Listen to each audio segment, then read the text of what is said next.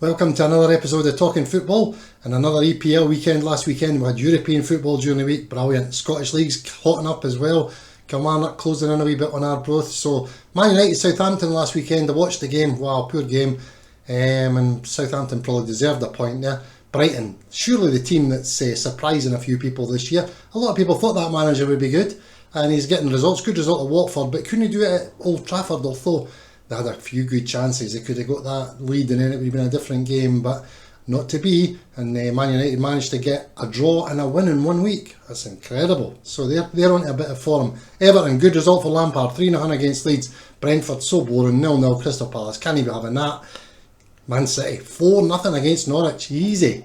Shooting in, same as Liverpool will be this weekend. Spurs against Wolves, that was an absolute shocker for Spurs.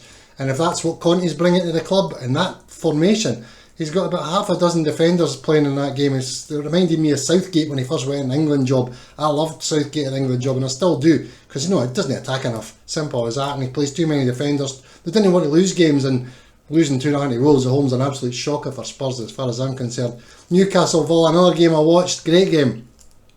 The atmosphere up at St James's Park is superb. The Newcastle fans are just loving it now and they're loving everything about it. And let's just hope they keep climbing the league. Stevie Gerrard couldn't seem to get his team motivated to get the result, but the offside goal, it must have been a bit of his heel, I think, was offside, or his toe or something like that. It was crazy. That decision was pretty close. But I must admit, the first time I seen it, I thought that's going to get ruled off out for offside, and it did.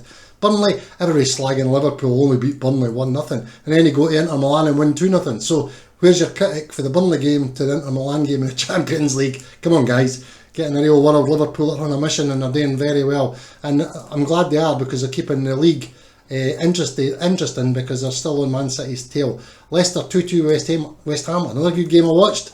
And the late goal, oh dear, what a shame. But not to worry, it was a good game and we've got the correct score there. That was the main thing for me.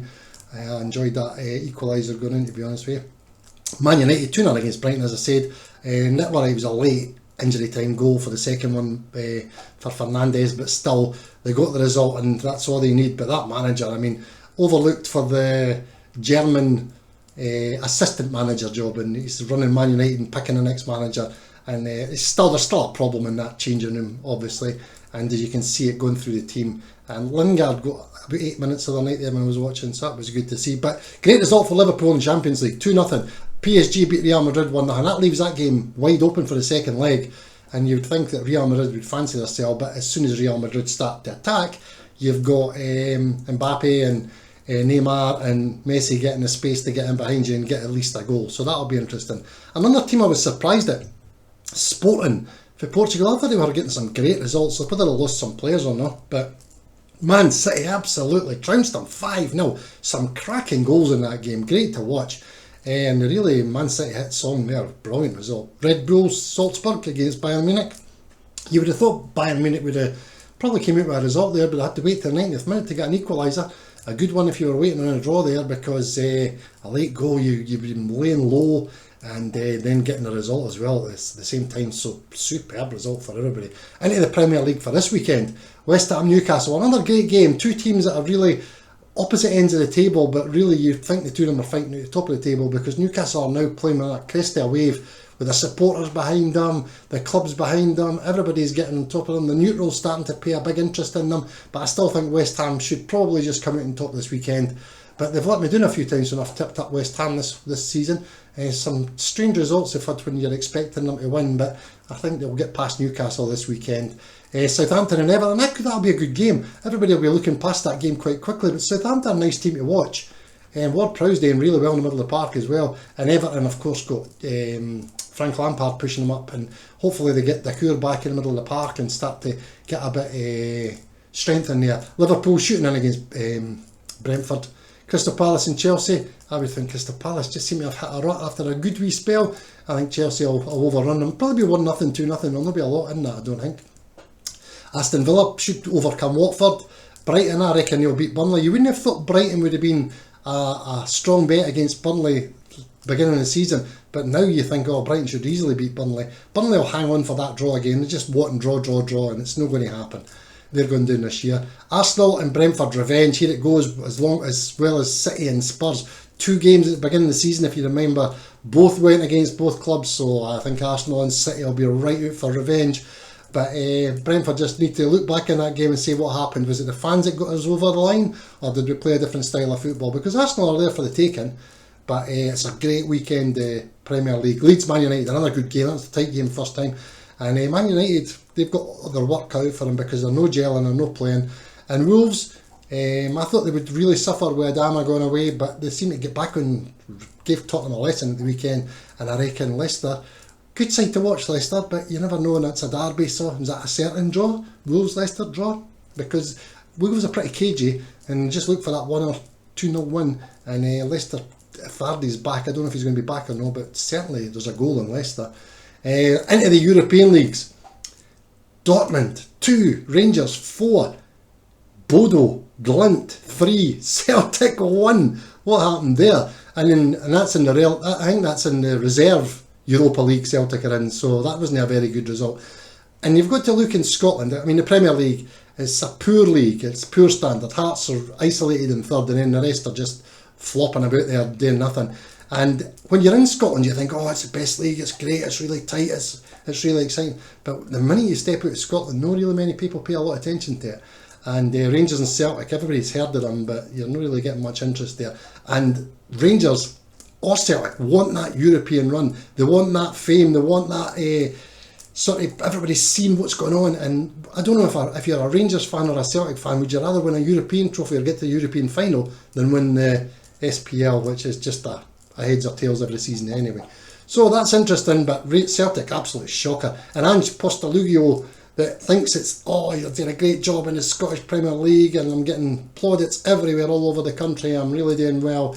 You've got a team playing no bad in a crap league, simple as that. And when you go to play like a team like Bodo Glimt and get beat 3-1, let's just get back in the real world. But Celtic will be happy because Leicester beat Rangers 4-1. I jest, of course, because it was Randers that beat 4-1. And I would look at that cup, and Leicester could probably go all the way in that cup if they get it right. And Brendan Rodgers probably got his eye on that. But the Rangers, the cup that Rangers are in, the bigger cup, the Spanish teams, 4 Spanish teams in there again, Seville in there as well, Barcelona. So you'd think the Spanish contingent will be strong there again. And into the Championship, you're looking at Fulham. I still think it's Fulham-Bournemouth to go up. And Bournemouth's got a hard game against Forest this weekend. They're playing quite well. And QPR still win the playoff. And Rotherham and Wigan going up. And Wycombe and Plymouth, are they going to come with a run now? They're just sitting there. Wycombe's got a game in hand. Plymouth coming up the league. It's going to be exciting to see how that goes. St Johnstone going down in the Scottish League. But when they go down, they'll play against Arbroath or Kilmarnock in the playoff. And they'll treat that like a cup final. And they'll come out victorious. So they'll stay and save themselves. So Arbroath, the dream's still alive. To go straight up for the Championship, that would be a laugh. And the Scottish Cup, of course, coming up. Dundee Rangers, Dundee United, Celtic. Glad they both got away games. Hearts at home to St Mirren. But when Hearts get an easy game at home, probably got the easiest tie of the round at home, that's when they'll slip up. Hibs away to Motherwell. So you could see Edinburgh and Glasgow teams in the semi-finals, but that's always, doesn't usually pan out like that when the games are too easy to read. So we'll see, there'll be a shock in there somewhere, and I'm just hoping it's not going to be the Hearts game, although they had to scrape through against Livingston on penalties. So it's another busy weekend. I would think you'd want to be on Brighton and Villa this weekend and maybe keep the draw on your side and take Chelsea's and away with the draw on your side. That would give you a 2x2x2 8 bets, and I can't get these bets on anymore because the bookies won't even take £1 from me now. It's crazy. So I just have to make sure a game doesn't clash with the Betfair, and we get the syndicate involved in that, and we just go game by game by game. But the worst thing with that is when you get a big win, you didn't put the big one on for the big prize. So I've got a couple of guys that are pretty disciplined to do it and see it right through to the end. But a lot of them go, it's time to take money, Roy. And I'm not going to argue with them. It's money's money. When you win your bet account, take it. So that's the beauty of Betfair. So remember, like the video, subscribe to the channel, turn on your notifications, and we'll see this to the end of the season, see how we're going to go. We've got some predictions lying out there just now, and of course we've got the Playmaker service. We started the Playmaker service, it's funny, we started it as a coaching thing to teach people, and because you'll find where you fit in Betfair straight away, because people come in and say, I want to bet football, I'm going to have a 5 on, 50 on, 20 on, 25 on, 100 on, and then all of a sudden you're overstaking and you're losing your bank. So we made the match odds and the correct score methods up in the Playmaker service, and that will show you exactly where you fit in Betfair. If you can play for £1 or you can play for £100. It'll show you, because you'll be able to tell after the first week. Simple as that, because you'll be behind the couch or you'll be screaming the goals home. Simple as that. See how relaxed you are. Mindset, discipline and patience in the playmaker, and you'll make money every weekend. Simple as that, because it's designed to do that. So remember, it's your money, it's my money, it's everybody's money. Have respect for everybody in Betfair, and I'll speak to you in next week's video.